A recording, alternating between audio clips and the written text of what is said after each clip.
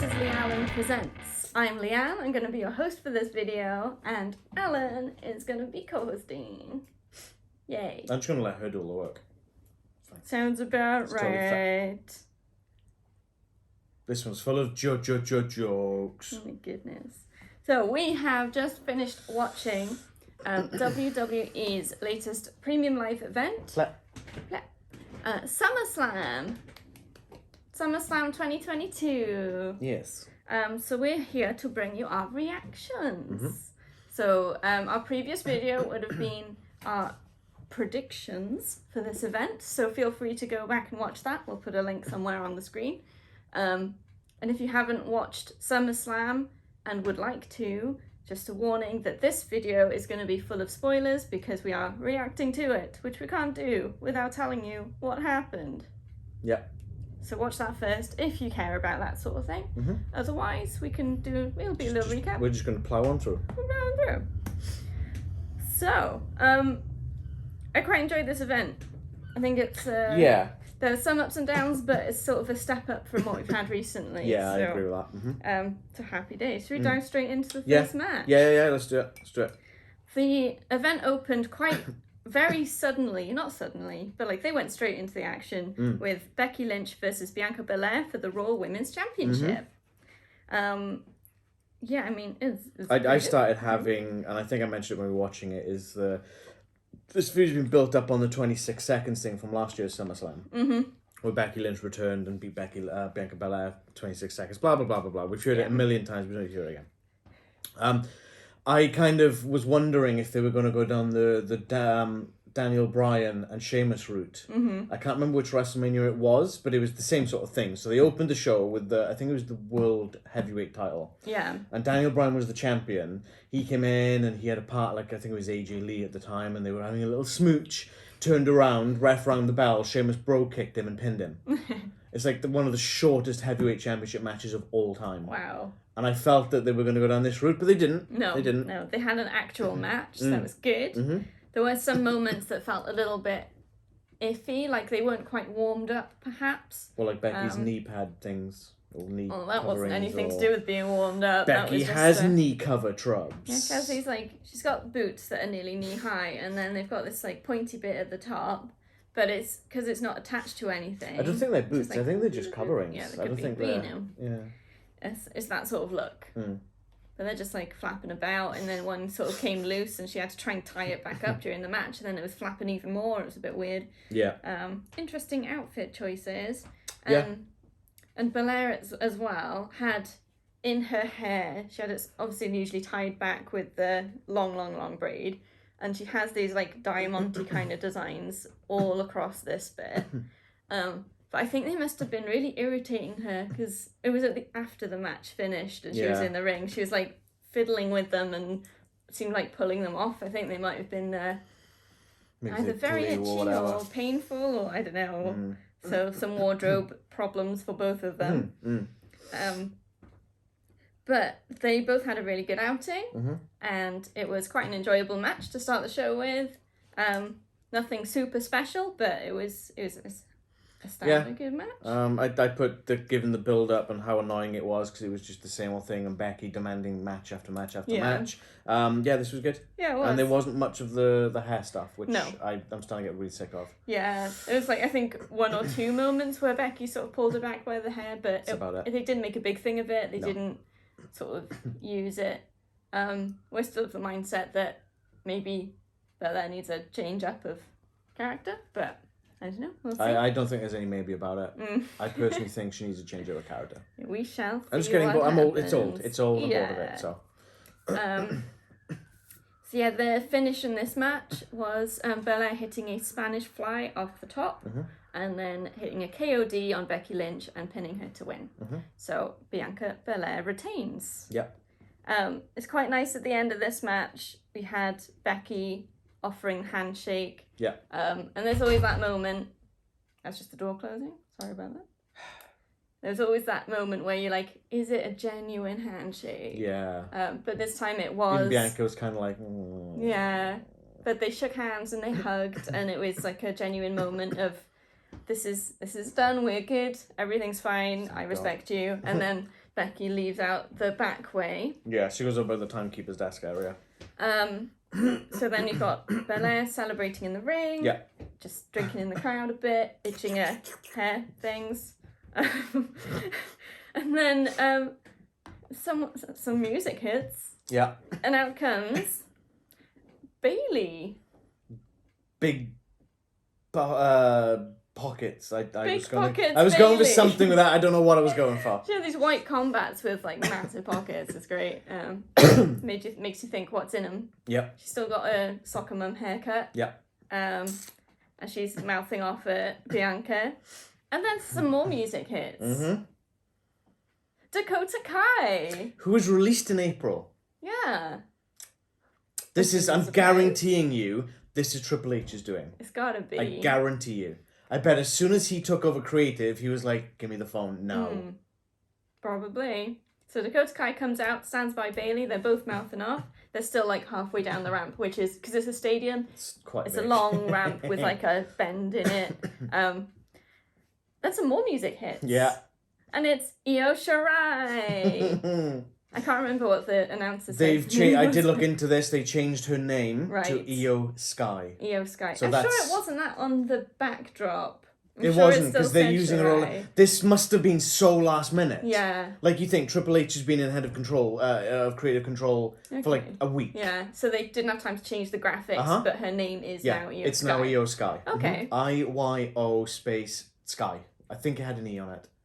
Okay. Cool. I looked on the W website for it, so because I was like, because we said like the commentators, it's Io Sky, it's Io Sky. No, mate, it's Io Shirai. Get it right. Yeah. But they've changed the name. So. Okay. I would have rather keep by Io Shirai. It's an established name, but they gotta change stuff. They have reasons, I'm sure. But I firmly believe this whole thing is Triple H's doing. Quite possibly. You can see quite clearly that the women's division needed an injection of new people. Yeah. And this is hopefully going to be a big boost. And it's a woman's faction again. Yes. So we had the Riot Squad, we had the one with Paige, Mandy Rose, and Sonya Deville, which I cannot remember the name of it. We haven't had a good women's faction in a while. No. So Io Shirai comes down, stands on the other side of Bailey. They sort of come up to ringside and they're mouthing off at Belair. You can see her doing a scritch in her head more. Looks like she's got nits or something. Oh gosh, something's gone wrong.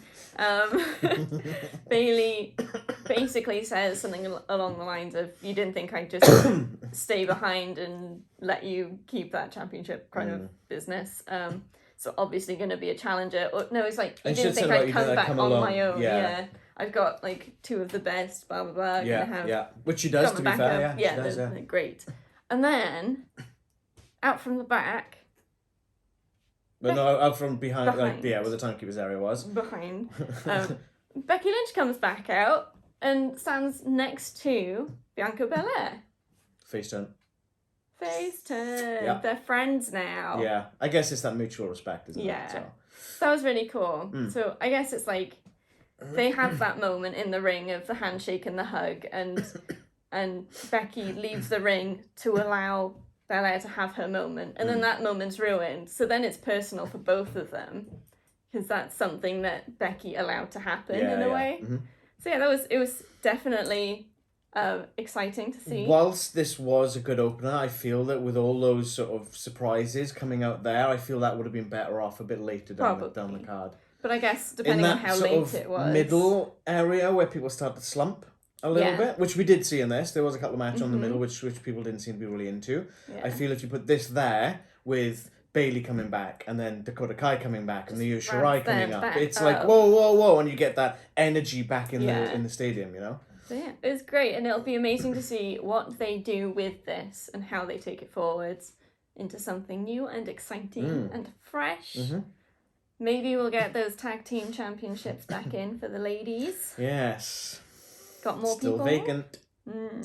It's like 4 months nearly. Not a bad start. Nope. Happy days. Next. You take this one out. Yeah. Just go. Logan Paul versus The Miz. So we have The Miz entering, accompanied by Ciampa and Maurice, which is nice. Maurice has her, I think it's a purse. It's like it's the two big fluffy balls. They're like diamond ball, what do you call them? Disco balls. Yeah, like disco balls. I think they were fluffy. No, they're disco balls. Don't know. Yeah, that's fun. Miz has around his neck. We couldn't tell what it was at first. He's got a card like in a frame. It turns out it's a Polaroid of him delivering Skull Crushing Finale to Logan Paul. So it's obviously a take on of when Logan Paul came out with the very expensive Pokemon card around his neck. Logan Paul has rope trubs. I've forgotten what happened. He was trying to get in the ring. He came into the ring and he went to jump up on the second rope on the opposite turnbuckle to be like, hey, to the crowd. And he just completely slipped. He slipped and missed. He laughed it off, bless him. But, it's funny. It's just funny seeing him fail at stuff. I wouldn't bless Logan Paul if he was possessed by the devil. Mm-hmm. Not that I don't want to wish that on the devil, but So there were some fun moments in this match. We had Miz trying one of his common tactics of sort of overselling something to distract the ref, and then Ciampa jumped up on the ringside to try and hit Logan Paul, but the ref turned around and saw him. Before he made a hit, luckily made a hit. Got caught. So the ref ejects Ciampa. Or tries to. Ciampa goes to the timekeeper's area, grabs a chair, sets it up at ringside and goes to sit down. And then AJ Styles' music hits. Yeah, I don't quite know what's going on with this. It's a bit out of the blue. Yeah. But he comes out and then attacks Ciampa and off they go out through the crowd. So he's out of the picture.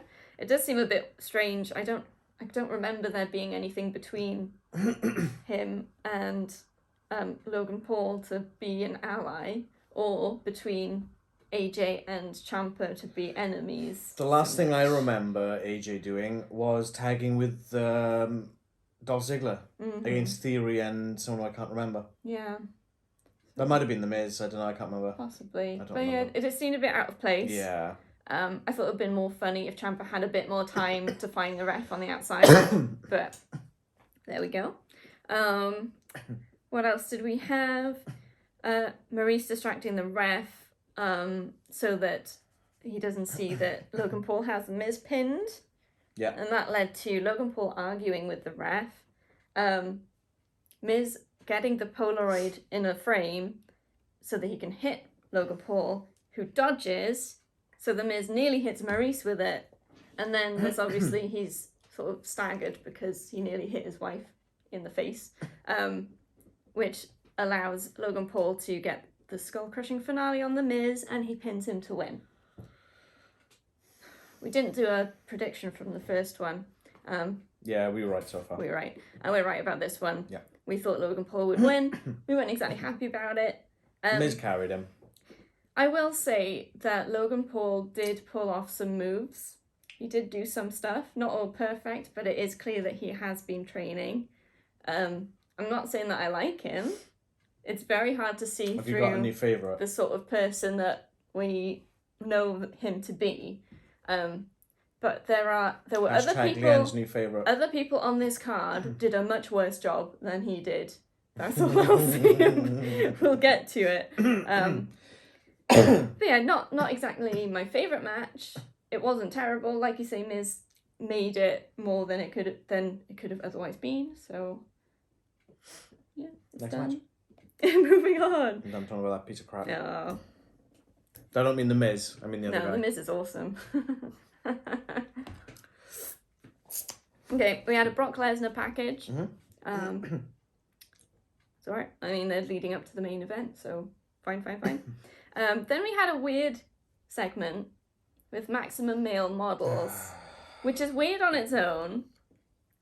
But then it turns into this cheesy sort of ad for bottled water, Pure Life water, and they're like drinking it sensually and pouring it on themselves and showing their wet, glistening muscles and all this kind of thing. And then it's just like, Pure Life water, you know it's good, and that kind of cheesy stuff. And it left us wondering whether or not this was actually a real brand of water. As our friend Craig says, Vince likes big sweaty men, and unfortunately this is a byproduct that's still left over from the remnants of his reign. If it's a real product, it's bad because we were left thinking that it could not be a real product. It could just be cheesy for the sake of cheesy because that's what this storyline is. And if it's not a real product, then why do it? I don't know. So I think it was real because they've done silly ads before, but I don't know, but bottled water? It's like, stay hydrated because you know it's good for you. And then they're pouring it all over themselves and it's like, well... Waste of water.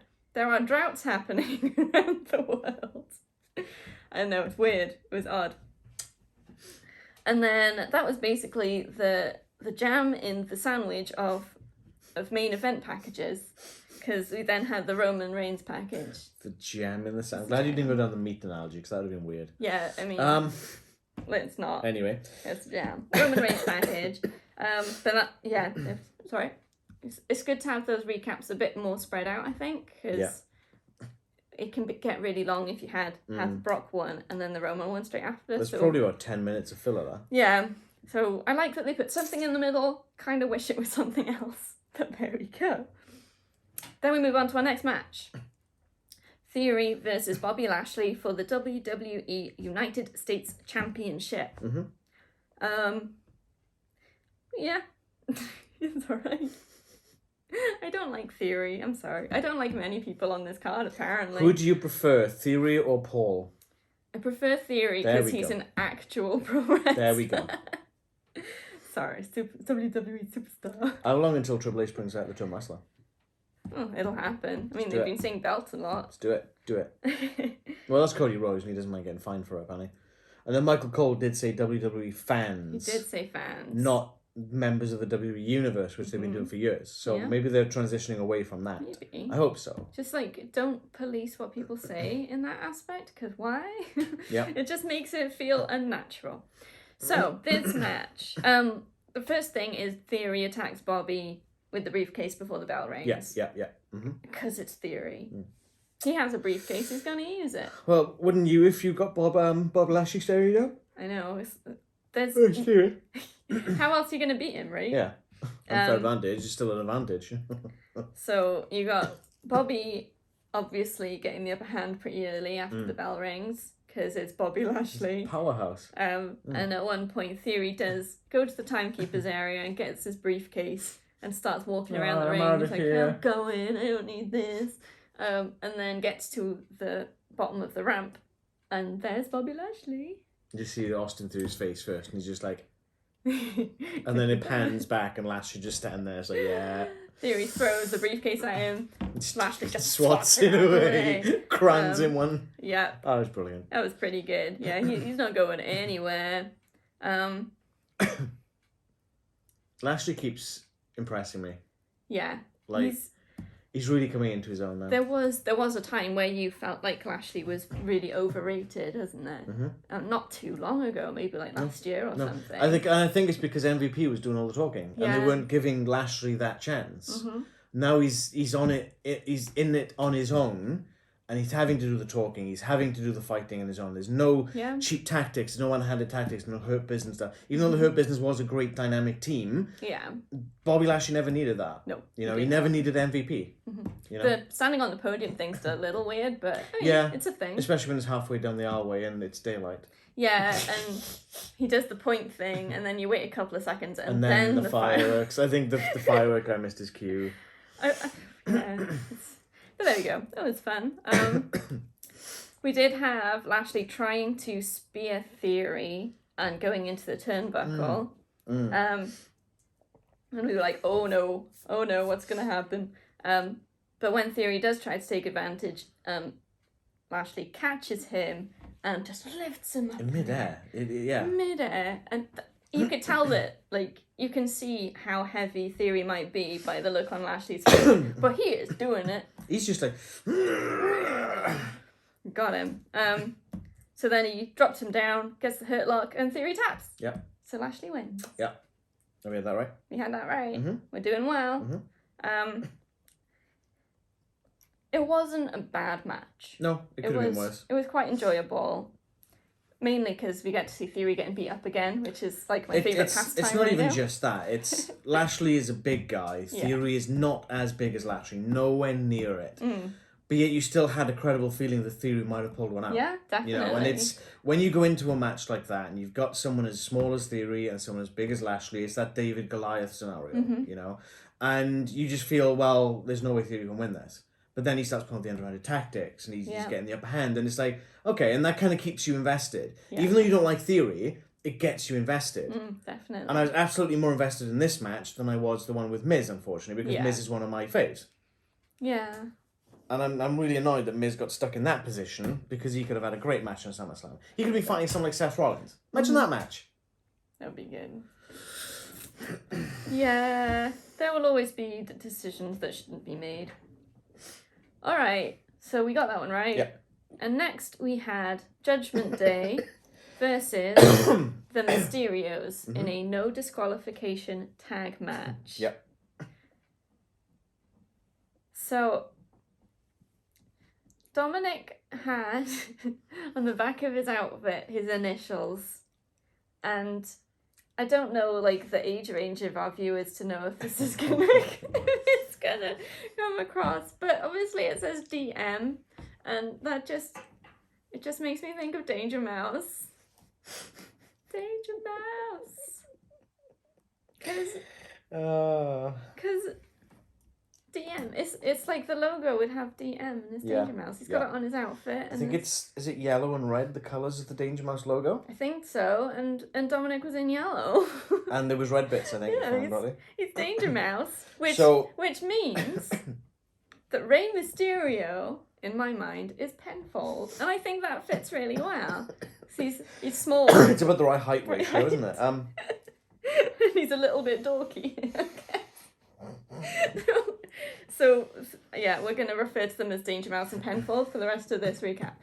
So, one thing that, going on to in the same vein of the outfits, one thing that Penfold's outfit reminded me of, with the bright colours and the tassels, was the Ultimate Warrior. Yeah. Now, I know someone's going to be sat there going, oh, he's had all those tassels and stuff before, but it was something about this colour combination. And I know what it is, but I don't want to give it away yet. That's going to come later on down the line. But it very much reminded me of Ultimate Warrior. So does that mean Ultimate Warrior is Penfold too? No.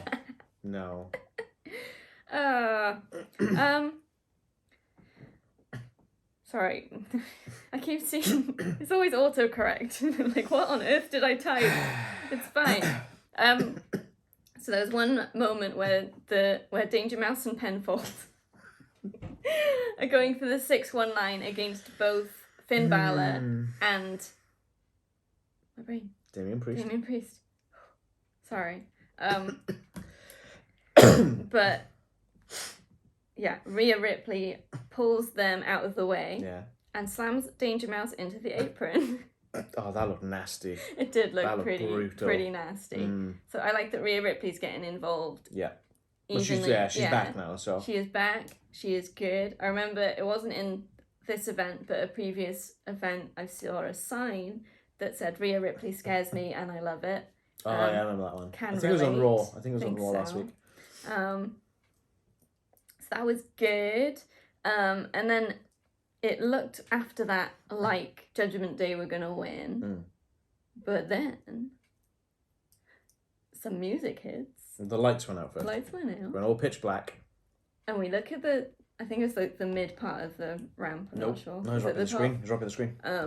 And there's a set of stairs, and the fire starts. It felt like Rammstein. Yeah, it felt like Rammstein was in the arena. And then up through the fire at the top of the stairs. Well, even before that, I said that's the Brood music. That's a remix of the Brood music.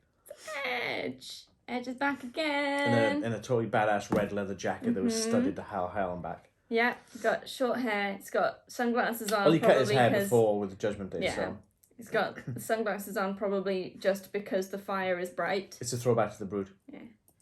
You know, the fire's bright also. Yeah. And down he comes and... He sprinted. He runs weirdly. He does run a When bit you weird. see it for a long period of time, it's like Keanu Reeves. When he runs, he doesn't bend his knees. So I think he like straight leg kicked Damian Priest. Yeah. Who was coming out to the ramp to stop him.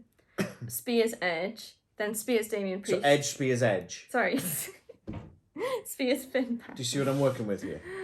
If you want to run this, you can run it. Take better notes.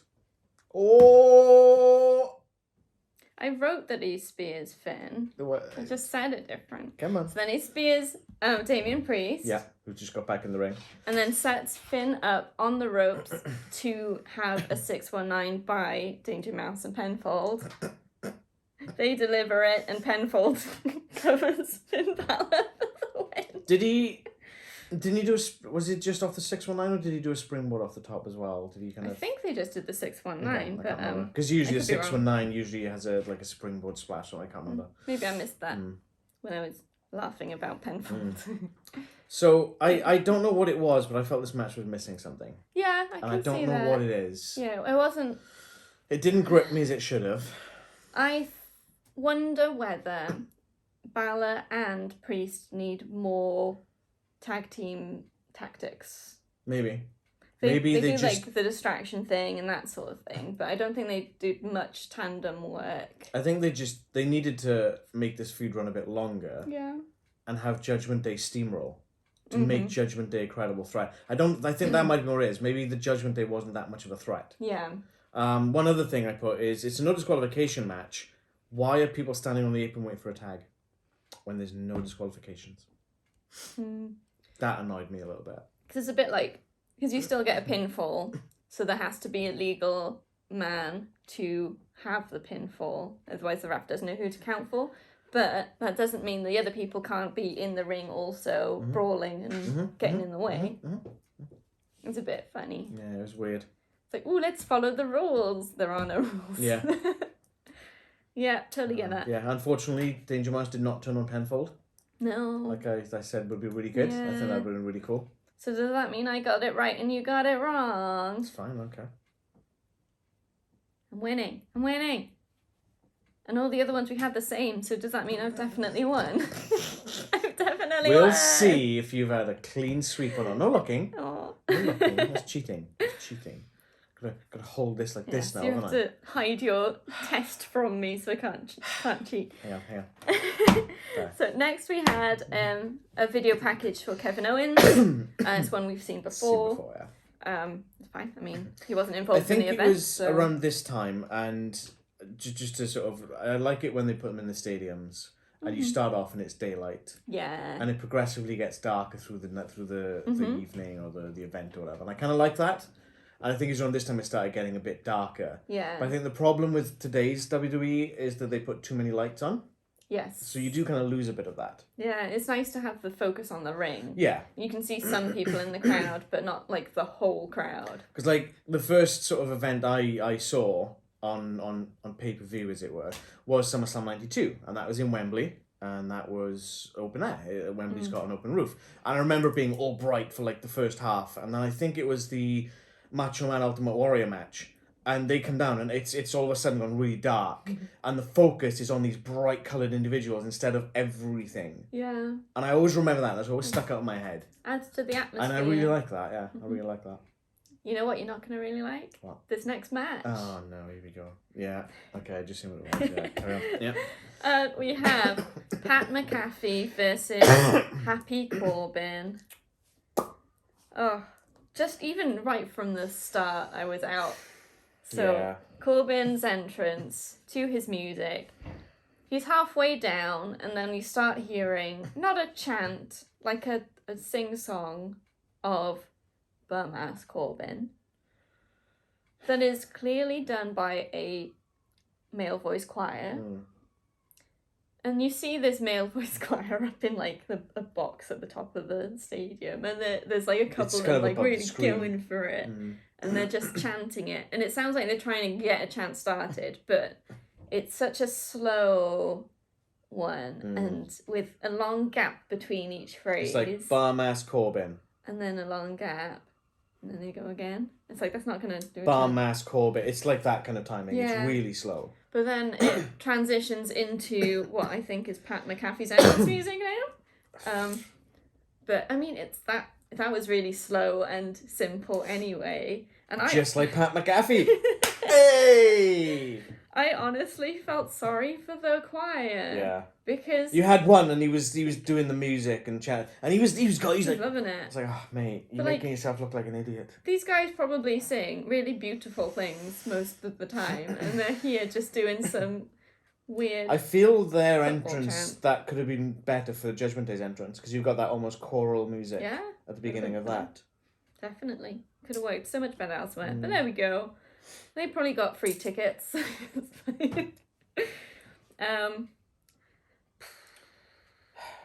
Yeah. McAfee isn't very good. No. He must have been training. They wouldn't have let him in the ring if he hadn't been working with the wrestlers, sort of sports entertainers, WWE does, to get some skills and learn how to do it all properly. But as he's doing these moves, and he's trying some decent moves, he's trying to do them, but you can tell just by the look in his face and by his movements that he's like in his head going through step by step what he needs to do, what he needs to remember. You can see that it's not natural to him at all. And going back to when he was in NXT and he was having that feud with Adam Cole, you didn't see that, but Adam Cole clearly did a better job of carrying him. And calling the match in the ring, because Adam Cole has been in this business for like 2 decades, whatever it is. It was so obvious in this one. And I think with NXT as well, it's just smaller, it's less pressure. Yeah. Obviously, he had a match with Theory at WrestleMania, and, fair play to both guys, they did pretty well. Yeah. But then you've got 2 kind of greenhorns almost. Yeah, so it works a bit better. They carry each other, sort of But thing. this one, you've got Corbin, who is a seasoned veteran. Yeah.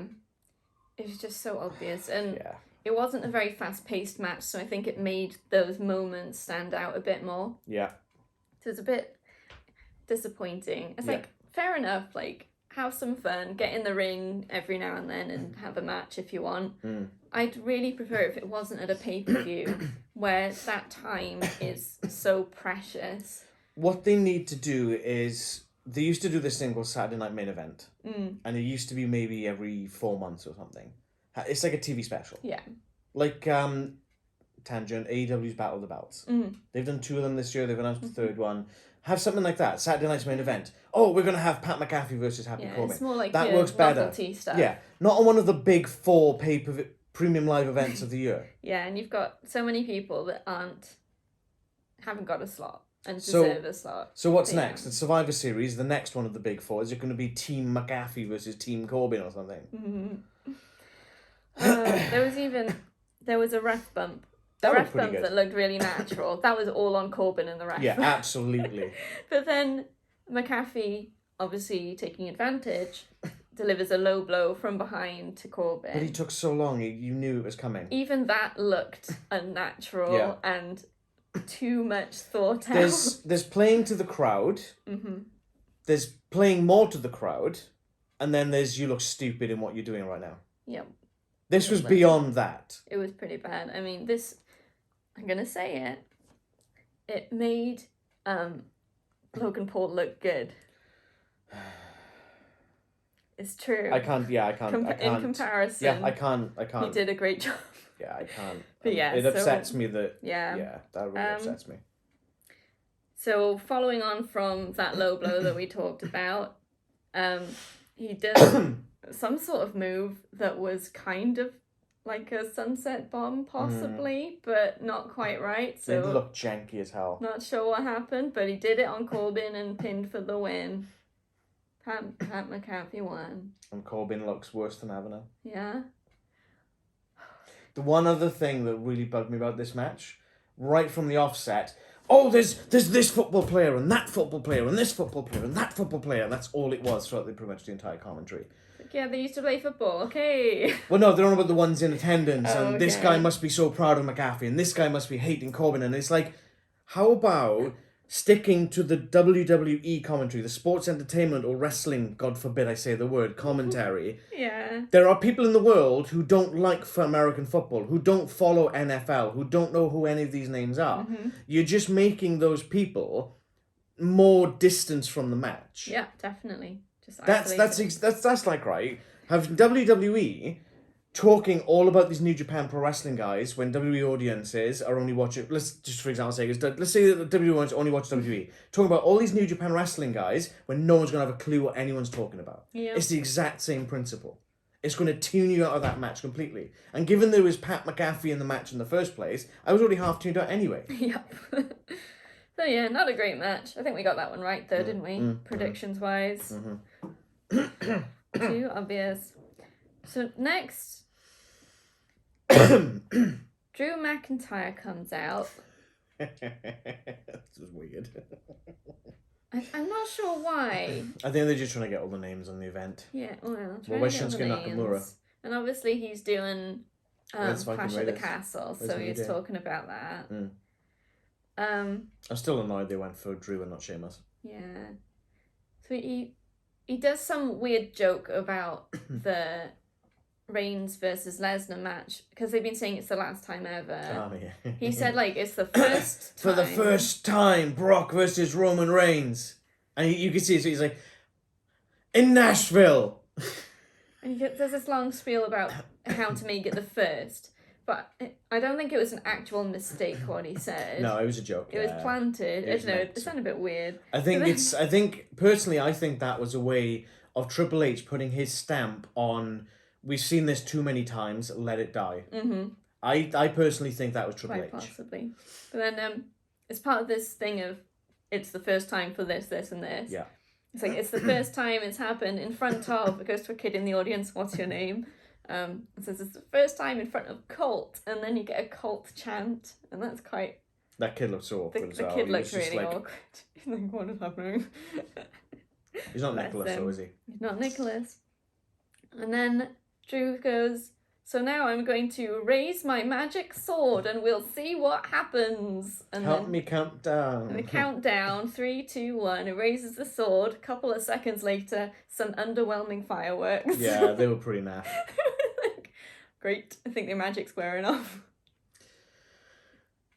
And then he goes away. Thanks for coming, Drew. Thanks, Drew. It's nice to see you. Thanks, pal. Oh, and then we have the next match. Go get yourself an iron brew. Street Profits. Do you think he imports it? Maybe. The Street Profits versus the Usos for the Undisputed Tag Team Championships. The ones. The ones versus the smoke. Sounds lame. So we have our guest referee who comes out first. That's J.E. No, I'm not going to do it again. Jeff Jarrett. We had enough time burned on the last video of that. It was good. So he comes down to the ring. He's all ready to go. Good stuff. And then some music we don't recognise happens. Yeah. And out come the cheer squad for the Titans, which I think must be one of these sports ball teams. I'd imagine. From Nashville, probably. I'd imagine it's the NFL team from Nashville, yeah. No idea. But they do for a professional cheer squad, the most boring cheer I've ever watched. Like, was it the Dallas Cowboys cheerleaders came out at WrestleMania and they were doing a proper routine? They're doing like lifts and stuff, and these guys are just doing like a little sort of coordinated dance with the pom-poms. It's like, all right. And the camera's like really close to them, so you can't really see properly what they're doing. I don't know. And then they separate to the two sides of the aisle, and there's the Street Profits. Mm-hmm. They've been like crouched behind them or something. That's weird. It was a bit weird. But yeah, so I think the music was like a Titans song. Probably, yeah. From the sound of it. It sounded football-y. I think it's football. I don't know. It sounded like football. American football. American football! We're not sports ball people. Your friend Sarah's going to hate us. So Street Profits emerge from behind the cheer squad. Take 3 hours to get to the ring because the ramp was so long. It's so long. And some people walk so slow. And it's just the music Imagine luckily Undertaker. has good loops. Imagine Undertaker at this event walking down to the ring. That would be the time to go get a drink. Oh, God.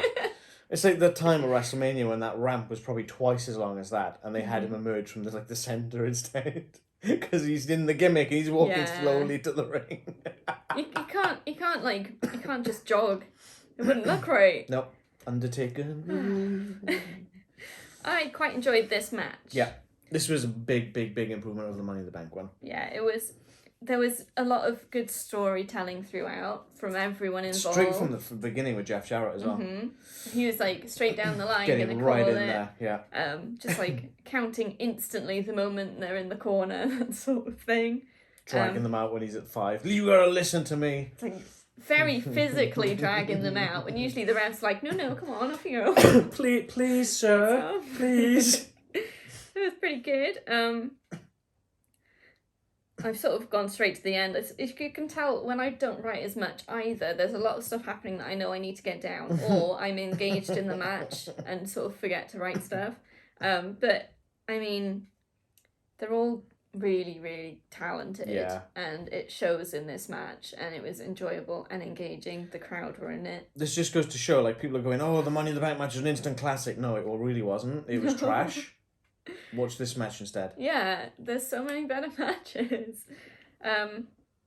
So heading to the end then, unless you got anything to interject. Nope. You had Montez had the pin on one of the Usos. I'm so sorry, I'm never gonna know which one's which. I'm always gonna forget, so I'm just gonna say one of them. I apologise personally to the Usos if you're watching. Bloodline hates you right now. I know. So he has the pin. Roman Reigns has just broken his TV watching this. Thanks, Leanne. He can afford a new one. This is true. It's a 2 count, and Montez gets really mad, very, very angry. He tags in Dawkins and then goes to attack the Usos on the outside. But the Usos, obviously knowing that he's a bit out of control, take advantage and chuck him over the barrier into the crowd. Dawkins comes around the other side and gets a super kick for his troubles. Double super kick. Double super kick. Then they all get in the ring, and Dawkins receives a 1D. Well, they double super kick him, he bounces off the ropes and then hits a 1D on him. Yeah, I guess. I thought they super kicked him on the outside. They did it on the outside and, on the inside. Well. That's why I got confused. And then they pin for the win. One of the Usos pins Angelo Dawkins. Because they're the ones. Because they're the ones. So they retain the champion. We had that right too. Mm-hmm. Yeah, good stuff. I enjoyed it. Yeah. I said much better than Money in the Bank affair. Mm-hmm. And because it's in like quite a middle position on the card, it was quite. Yeah, I felt this was probably one of the pickup matches. Yeah, definitely. To get that crowd hyped back up again. I probably would have done the Becky Lynch Bianca Belair before this match. Yeah. And have the energy going into this match instead of having this match build that energy, because I think the energy would have been much better for this match when you ramped up off of Io Shirai and Dakota Kai and Bayley. Yeah, quite possibly. That's my thought. Then we had a video package for Charlotte Flair. Which at that point, what did I say? She ain't interfering in the match then. Yeah. She's not there. We did get quite a nice sort of recap of... It was a toilet break, wasn't it? Charlotte Flair. we got a nice recap of the time when she had a mole on her face and her nose was a different nose, yeah. So Mr. Potato Head just changing up the parts. It's like, there's the mole. Oh, it's gone now. Oh, there's back. Oh, there is. It's like, where's Waldo? Where's Molo? Yeah, okay. Missing Molo. We're not Charlotte Flair's biggest fans, but it's all good. Then probably the weirdest part of the show. So the song for SummerSlam is by Kid Rock. Why are you bringing this up? I have to. I've forgotten. It's the weirdest part of the show. I've got to talk about it. So the Kid Rock's in the audience. He wrote the song. He's got to be there. He's in the front row, and he's got his arm around this lady, who's looking super serious. And she likes her wrestling, right? She does look like she could probably take anyone out just with a stare. It's like Paddington's hard stare. A little bit. She's quite intimidating looking. So he's like charming the camera. It's like, it's Kid Rock, I'm here. And then goes to kiss her on the cheek.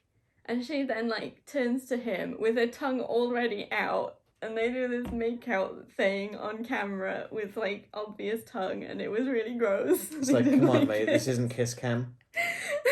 But I really don't think that was his intention. I don't know. I think she really wanted that Oh. Do you think that's like that friend that it can't accept just being friends, and then she's like, "We're on TV." It's like, why? Do or die, right? It was tongue, so much tongue. I didn't want to see that. Kids watch that show. It was not PG. I don't think we're PG anymore. No, but that was definitely not PG. That was nearly R17. Dear word. Then we have Riddle.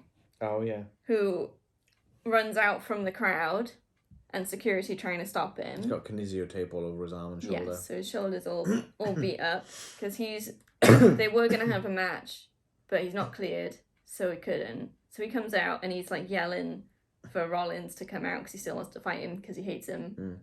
So then Rollins does come out. Who conveniently was in Gorilla. He just happened to be there. He's got this weird orange suit that... with the lights and everything, and at the top of the ramp, it just looked like he was wearing pants. And then it gets closer, and you see more and more of the trousers like appear, and then you can tell just about that he's wearing his suit jacket and a shirt, and it's like, it's bizarre. I think was it a suit jacket? I thought you just had a shirt on, like a Might fully have been shirt. just a shirt with a froofy kind of tie-ish thing. I don't know, but yeah, it looked weird. It didn't look like clothes to start with, so that was weird. They start brawling then in the ramp and into the ring, and Rollins gets a stomp on Riddle, and Riddle's already injured, and it's not doesn't look good, and all people come out to help him. I was firmly expecting voices to hit then. Yeah, you thought that we'd have good old Randy Orton out. I still believe this is what they're building up to, though. Quite possibly, but not yet. So I guess they're just trying to keep it fresh for when it can happen. Imagine it was a Clash of the Castle. Ooh, that'd be cool. So yeah, that happened. They eventually get Riddle out. He sells it really well, to be fair. He does a good job. I think got the EMT or the doctor or whatever picking him up by his bad arm. And it's like, why? Like, use his waist or something. Someone else has got the other arm. Just support. But there we go. So next match. Liv Morgan versus Ronda Rousey for the Smackdown Women's Championship. Liv has her blue tongue again. Yeah. She always used to do that in Riot Squad. Yeah. She'd have a lollipop and different colours and... Yeah. I used to love those lollies that change the colour of your tongue. I'm sure that is how she does, isn't it? I believe so. It's like a sweet or something, yeah. It's good stuff. I quite like this match. I think it was good. It's another one I didn't write much about, apparently. It made her look pretty strong from getting out of the submissions from Ronda all the time, which is pretty Ronda cool. was getting very angry. She's getting very knocked off, yeah. Because all of those arm bars that she was getting out of, even. The other one. Liv really put on a great show and looked... I don't want to say she looked strong. I think she looked resilient. I think... She was in it. Showing that she was in a huge amount of pain, but she was just getting back up. But she's still hanging in there with someone like Ronda Rousey. It was really good storytelling again. I liked it very much. Yep. We came to the ending. So Ronda had an armbar on Liv, and Liv was still sort of standing and managed to sort of lift up so that Ronda's shoulders were down and the ref counted 3 for the pin.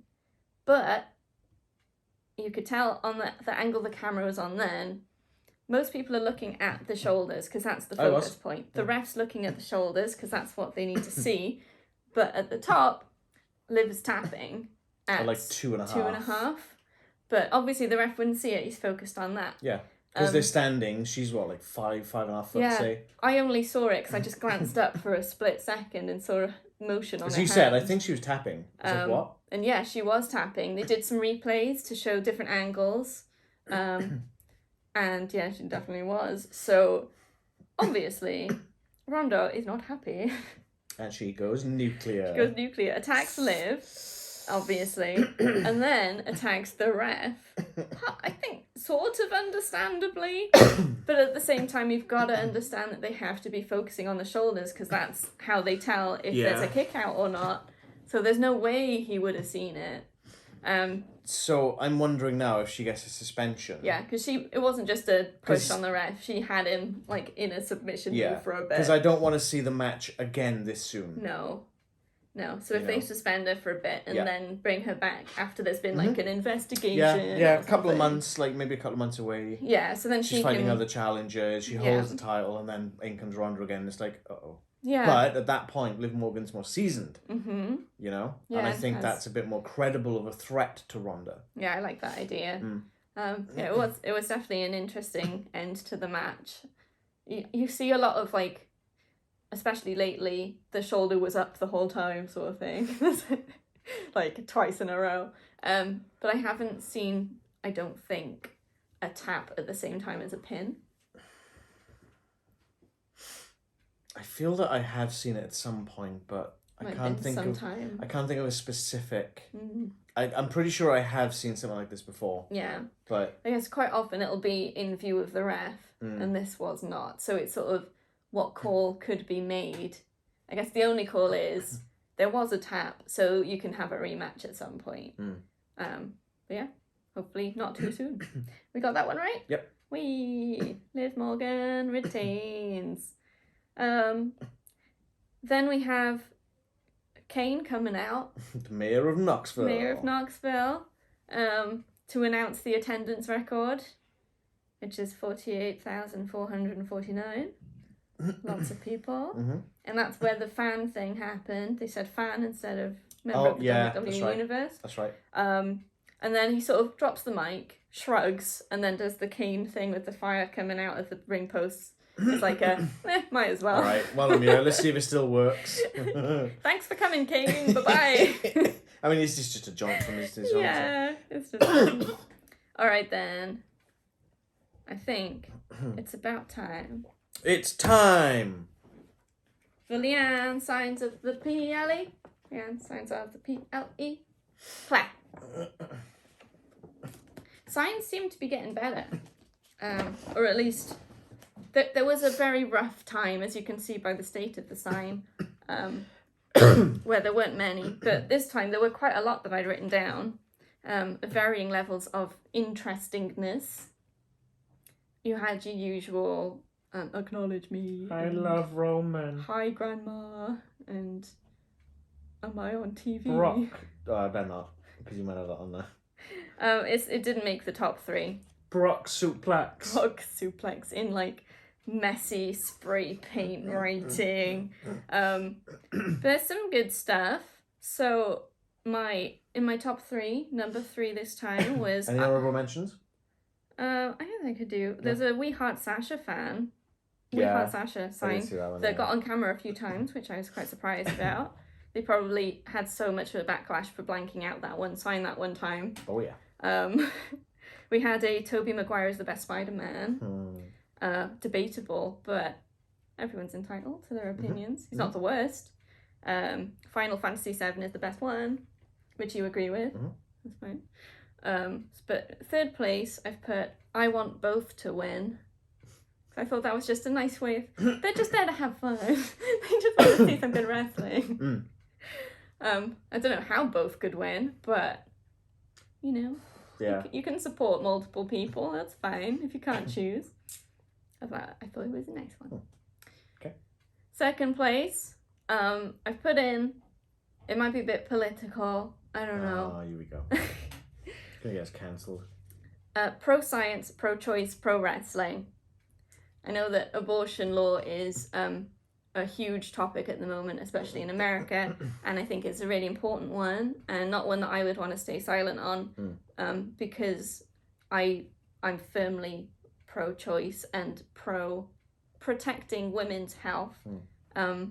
There's a line where if saving a baby means killing a mother, you have to be able to make that decision, and I think it's important to speak out on that stuff, and I agree with women's health and abortion rights, because otherwise people are just going to go to places and get it done in an unsafe way, and it's going to cost more lives. So that's the serious bit. Thanks for coming to Leanne's TED Talk. My TED Talk. First place. Leanne's TED Talks of the PLE. It's not going to happen often, but I felt important to put that one in there. Let me sex tape. Way to bring it down. Let's get back to it. First place, I couldn't get my money back. There's a story behind this sign. There's gotta be a story. We need to know what this story is, yeah. My theory, they bought the tickets as soon as they went on sale. Then they found out what the card was going to be, and they were like, it's terrible. Well, like I said, the people who made the card didn't like the card, so if that's, But then they can't get their money back, so they might as well go. What else They made a sign about it. What else are you going to do, I guess? It's very honest. Yep. And yeah, there you go. And signs of the PLE. Pleh. I feel like I've been too serious now. It's all good. It's important stuff. What's next? Don't say anything in the comments about it. Next, it's time for the main event. Brock Lesnar versus Roman Reigns in a last man standing match for the undisputed WWE Universal Championship. That's a mouthful. I don't know if it's because it's two titles, belts. Is it? You're gonna get us cancelled. Is it a championship? We're gonna get fined for saying the word belt. Oh, no, I said it again. Or is it championships? I think it's classed as it's an undisputed championship, so it's one. Even though there's two physical titles, it's one title because it's the undisputed championship. I've written a lot down on this one. Uh-oh. Because a lot happened. Uh-oh. So this wasn't one that Are we doing a play-by-play here, or are we doing a... No, this is like a quick run-through. So we'll start. Brock's entrance was on a tractor with a... What do they call it? A loader. Like a front loader. Front loader. So he just, like, drives it down to the ring. It's really slow. What did you say? You could walk quicker than that. I probably could have walked quicker to the ring, yeah. It's pretty slow, but it's quite a narrow thing, so you gotta be careful. You don't want to be running over fans. Sorry, members of the WWE universe. Heyman was a superstar in this match. He always is, let's be honest. He's so good, and he's like so genuine. Who was one point, everyone was on the outside of the ring, and he looked like he was sneaking up behind Brock Lesnar to, like, I don't know, hit him. He's probably going to go for a low blow or something, yeah. Lesnar sees him and starts, like, walking down on him, you know, trying to intimidate him and send him back. But it was all a ploy so that Roman Reigns had a chance to get up and get a table so that he could put Lesnar through a table. I think Tim was already set up. I think he Samoan dropped him through it, so to give him a bit of a recovery time so he could do so it. Lift him up and he's walking away just grinning to himself like, I've done a good job. Excellent. My tribal chief will be pleased. So if he's Mr. Burns, does that make Roman Reigns Waylon Smithers? We now have to assign cartoon characters to every wrestler. No, what have I done? So, they're using tables, they're using bits of tables, they're putting each other through tables that are already in half, and in some cases breaking them again. You've got blood as people's, like, backs have been scratched by splinters of tables, so not like loads of blood, or oh my goodness, they're bleeding. It's like, he's got a little splinter. But it did mean, like, Brock Lesnar had trails of blood down his back, but little bits. We had, at one point, Lesnar got Roman Reigns into the front loader of the tractor, lifted him up, and then tipped him into the ring, which actually didn't look as good as I thought it was gonna. It was a little disappointing. He dropped like 4 foot. It was terrible. It just rolls out. If it'd gone higher, it would have been better, but I don't think. It's probably health and safety stuff, I don't know. It's awful. But then, back in the tractor. Health and safety stuff. Brock Lesnar F5'd Austin Theory off of the top of a Hell in a Cell cell. Not Hell in a Cell, Elimination Chamber pod. Back in the tractor. Lesnar starts pushing the entire ring with the front loader. He moves it a good, 5 foot. Shifts it. You can see the concrete underneath. It's probably, almost up against the announcement table eventually. I don't know. No, it wasn't. Didn't quite get that. Was not fun. But then he gets the front loader under the corner of the ring and lifts it up, and the whole ring just tips, and you've got the ref managed to get out before it happened. Roman didn't. Roman just rolls down and just splat on the outside. I've seen exploding rings where they've just kind of buckled. I've seen that a few times. Yeah. I've seen cages which just kind of break away, and this I've seen ring ropes just break, like not on purpose ones. I've never seen someone lift up an entire ring by what must have been 15 foot. It's crazy. And he just leaves it there. So I guess to lower it, it could be more dangerous. So they just leave it up in the air. And like, the effect, just the visual of it is crazy. But like, how annoyed would you be if you're on that side of the ring when you can't see a damn thing? Because everything else sort of happened on the opposite corner. Oh, I could have watched this at home. Yeah, just looking at the screens, craning their necks up. Oh, bless them. I got WWE Network. Those poor people that paid an awful lot of money for this. Green shirt would have been one of them. Yeah. Smiley's fan. But they'd have seen like it going up, which is kind of cool. Yeah. It's a trade-off. We had Brock Lesnar delivering an F5 to Paul Heyman. Yeah. Through the announce table. Yeah. And it looked like not a very nice one. Quite savage, yeah. It looked quite brutal. I was quite that was worried after for he started trying to stop Brock beating down Roman. Yes, And he's he giving was him the saying- belts. You want the belts? Take the belts. I don't care. He's my tribal alone. chief. Leave him alone. Like begging with him. I love him so much. Oh, Paul Heyman. He's so good. Yeah, so he then is out for the rest of the match. I was think the looking only at him time- like, I hope he's okay. The only time he moved is when the Usos rolled him Yeah. and moved him out of the way.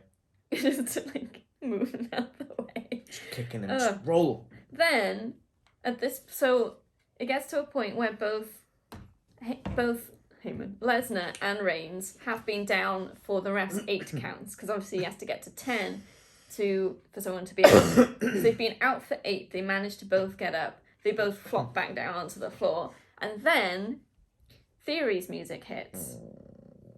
So obviously he's Mr. Money in the Bank. He can cash in his briefcase for a championship opportunity anytime that he wants. So he's clearly decided. They've both managed to be down for 8. Basically, he tried doing a Seth Rollins. Yeah. They've both been down for 8. This is the time. Cash in. So he gets down to the front, finds the ref, starts to hand in the briefcase. Is like right on the verge of them doing it when... in comes Brock. In comes Brock. Gives him an S5. S5? F5. What's an S5? I don't know. I want to find out. Huh. Delivers an F5. And he is out then. Good old Theory. Out for the count. Wasted He kind his of lands chance. on the briefcase. He does land on the briefcase. It was pretty rough. He's just joining Heyman in the sleepy corner.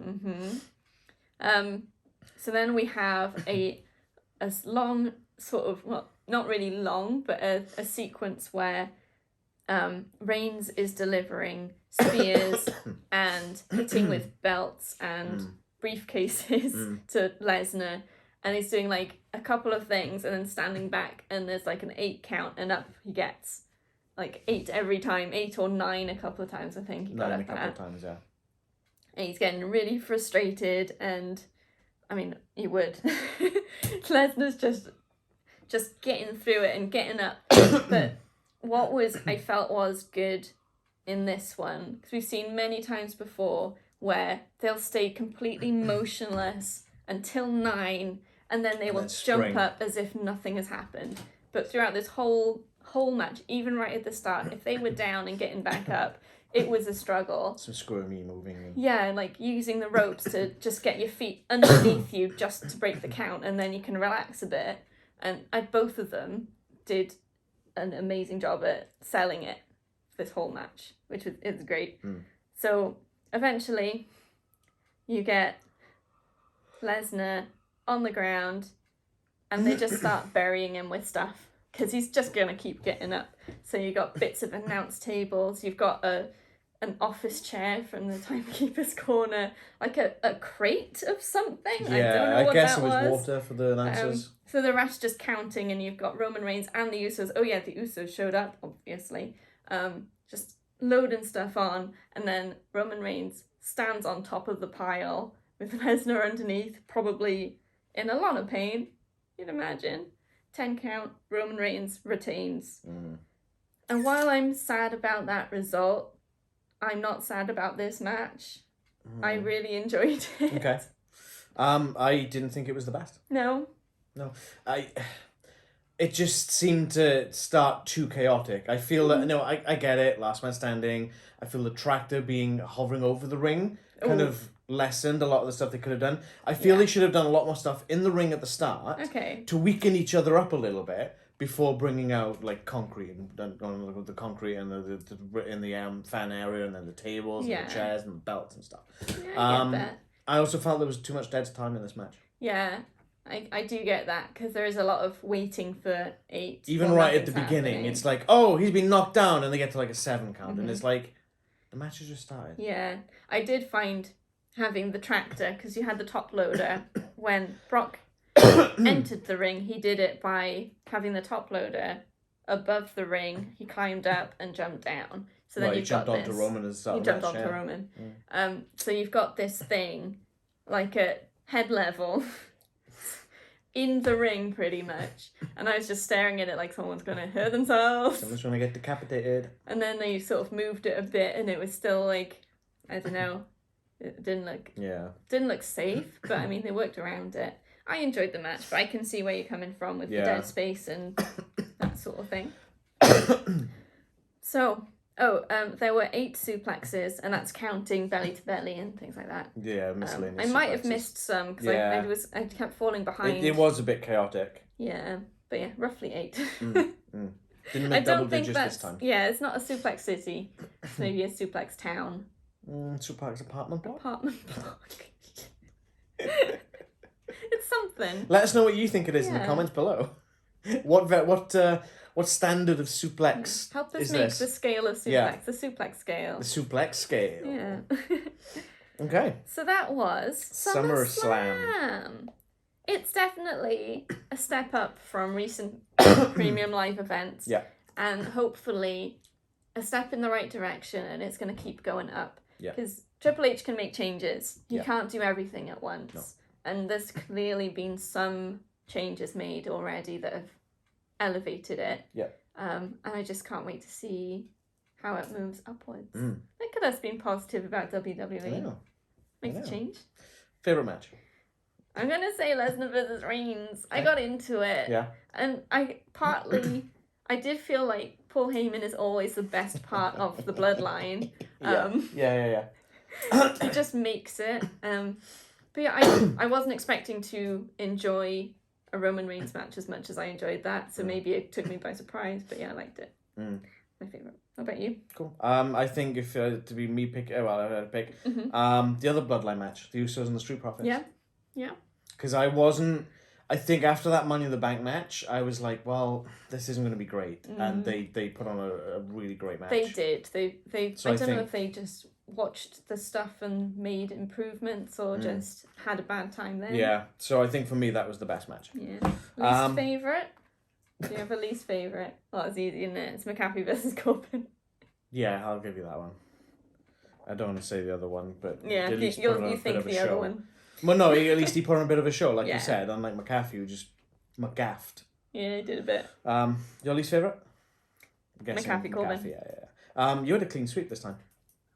I've never had a clean sweep before. I know. Oh, I'm so proud. You didn't for one. I think when I picked Judgment Day, that was more of a I want them to win. Because I feel that Judgment Day needs to be built up. Yeah. I still feel they have a lot of work to do to get to that point where they're a dominant faction. Yeah. And now they're just taking the wind out of themselves. Although, one thing that I might have to default on is when we were looking at the Rousey versus Morgan match, because my prediction was that Liv would retain, but by some other means. Well, the actual decision we came to then would be that Liv Morgan would retain the title and walk out with the title. Fair enough. So technically, we're still technically right on that one. Good stuff. Okay, so last video I alluded to the fact that there's not going to be a WWE event or an AEW event until September, and we are still in July as it stands today.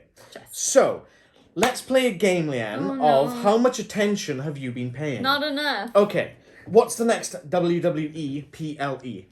It's Clash at the Castle. How many weeks until then?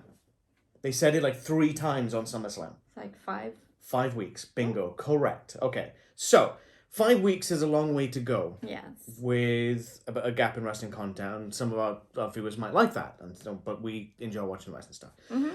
So, who did I say Penfold reminded me of earlier?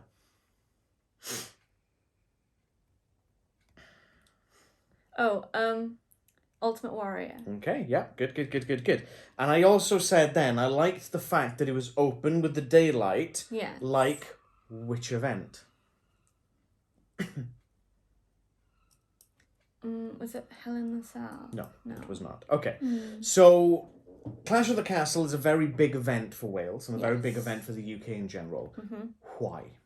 Because we haven't had a premium live event or pay-per-view from WWE in 30 years. Okay, so going on that information, what are we going to do? We're gonna stage our own wrestling event. So, what I'm thinking... Sign up in the comments below. Do you have what it takes to be the first Lee Allen Presents World Champion? Right, so my thought process is it's SummerSlam, okay? Okay, actually another question. This year's SummerSlam is the first time for this particular event for... How can I put this? The first time ever SummerSlam has done what? SummerSlam started in 1988. It's the first time that they've had a... Which one was it? A last man standing match? No. That's true though. That is true, but no. Not that. I mentioned this in the prediction video. Oh no, I can't remember. And I've kind of just given it away just now as well. Oh, I'm not sure. Sorry. What month does SummerSlam always take place in? Oh, it's because it's not in August. Always in July. August. Okay, so what if? Okay, given the fact that there's no SummerSlam in August this year. Yes. Okay, given the fact that WWF, that's a bit of a spoiler, has not had a premium live event or a pay-per-view in Britain. Yes. For 30 years, and Clash of the Castle will be the first one. What was the last PPV? Do you remember what the last one was in Britain? Was it a SummerSlam? It was SummerSlam. Can you tell me what year? Let's see if her maths is up to scratch. 30 years ago. Oh goodness me.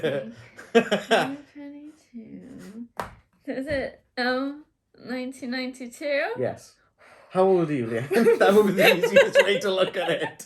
So, given that obviously you've been watching the wrestling products, AEW, we watch some Ring of Honor, we watch a lot of WWE.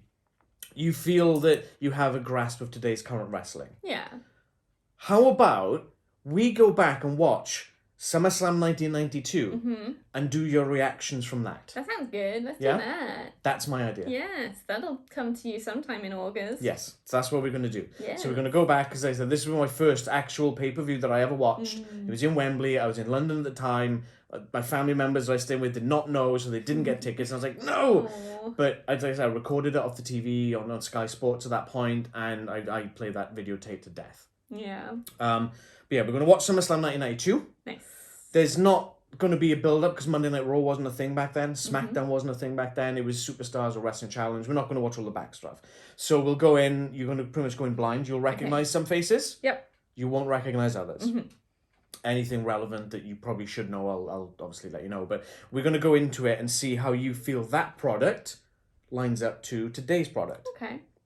Sounds like a plan. And we'll still have a SummerSlam in August. Whee. Okay, that's our idea. That sounds good. So that'll be coming sometime in August. We'll be dropping other videos in the meantime. Some board game stuff and other things. Video game stuff maybe. So stick around. Thank you so much for sticking around for this video through ups and downs and Leanne's quiz time and serious time and fun times and Danger Mouse. Please like this video if you liked it. Let us know in the comments how you enjoyed the event. What was your favourite match?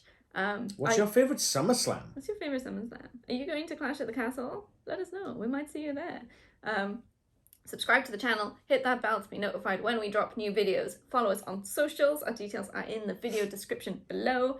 And until next time, don't slam Summer. Don't slam Summer. It's trying its best. Bye-bye.